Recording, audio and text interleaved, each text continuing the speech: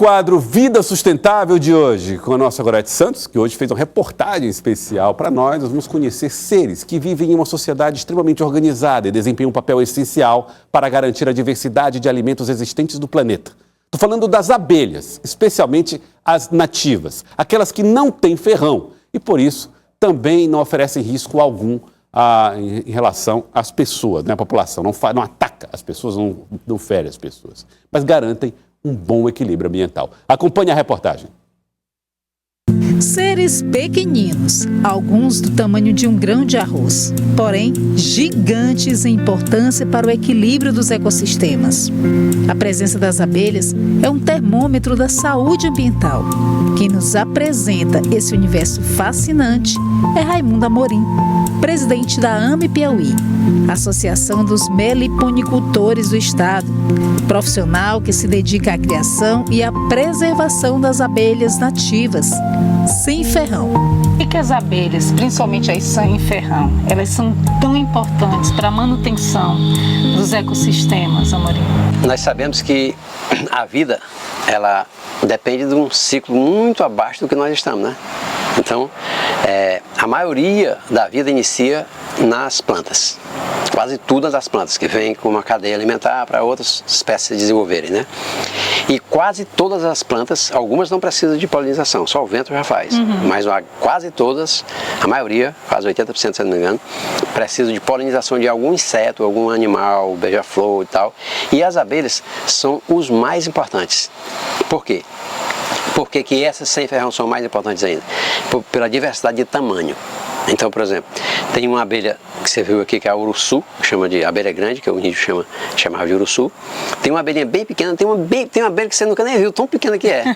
E tem uma abelha maior, grandona, né? Então, por exemplo, flor do maracujá. Aí tem uma abelha específica para ela. Se você botar essa abelha bem aqui no maracujá, não vai adiantar nada. Aí tem aquele que faz besourão preto, não sei se você já viu. Sim. Aquele besourão ali que é o do flor do maracujá. Já tem uma florzinha bem pequena que essa abelha não consegue entrar. Aí ela não quer.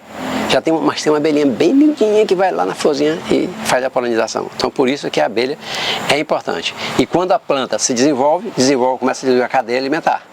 E a partir daí, todo o ecossistema, ou ele é beneficiado ou é prejudicado, de acordo com a existência ou não das abelhas.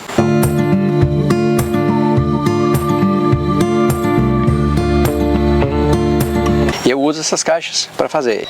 Uma caixa ela tem 2 módulos, que a gente chama de 2 módulos. Aqui tem uma parte, aqui em cima outra, né? E elas começam a colocar os ovos que vão se desenvolvendo nessas 2 caixas. Quando está cheia as 2, eu pego uma dessas e retiro e coloco no fundo desse começo aqui, ó, já faz outra. Aqui dentro vai ficar a rainha original da colônia. E essa outra que vai sem rainha. 20 dias depois, elas elegem uma rainha, uma princesa, que nascerão várias princesas. Elas elegem uma lá e ali, a partir dali é uma rainha que vai dar continuidade à vida dessa caixa.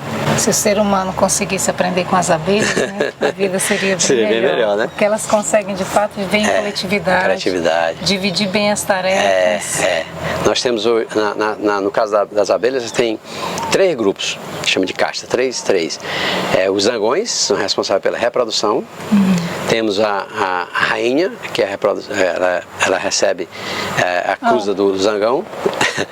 E aí, tem uma interessante, ela cruza só uma vez com o zangão, recebe os espermatozoides, fica numa bolsinha dentro da própria rainha e ela não precisa mais do zangão. Pena que ele morre, né? Ele morre ali naquele período lá. E aqueles milhões de espermatozoides vão pro resto da vida dela. Quando ela vai botar o ovinho, ela decide se vai ser macho ou fêmea. Se ela botar um ovinho sem o espermatozoide dela, vai ser um macho. Se ela juntar o ovo dela com os espermatozoides que ela ganhou lá na época, é uma fêmea. Olha a inteligência. Aí ficam as outras abelhas também, que são as abelhas que trabalham, que fazem o trabalho de campo, né? Os operários, que elas vão buscar o alimento que geralmente é o néctar das flores, que elas estão adaptadas, é importante falar nisso. Então elas vão em algumas flores. Então dessas flores elas trazem o néctar, que elas vão produzir o mel, e trazem também o pólen, que vão produzir o samburá. Ela entra na casinha dela e ela tem um potinho de cerume. Então ela coloca esse grãozinho lá dentro e outras abelhinhas vão colocar outras substâncias da própria abelha, enzimas, e aquilo vai fermentando, ela vai juntando aquele potinho, ela está com o potinho todo cheio de lacra e guarda. Você mistura com mel, né, e aí é um alimento excelente. E para as abelhas, é ele que é a proteína, é ele que é importante para colocar para o alimento larval, para a larvinha se desenvolver e também para elas desenvolverem o corpo.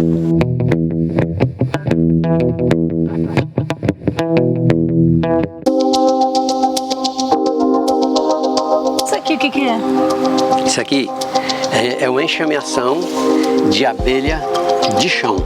Elas fazem o ninho dela em cavidade na terra. E aí eu estava um dia visitando aqui as minhas iscas e vi essa abelhinha. Aí eu aproveitei e fiz esse castelinho aqui em cima para evitar que a gente pise em cima e quebre a entrada delas, né? Então essa aí é a olho de vidro. A gente cria mais para polinização mesmo. Se as abelhas desaparecerem, é pouco tempo depois não vai mais existir mata e não vai mais existir vida. Vai morrendo em cadeia a vida de todo o planeta.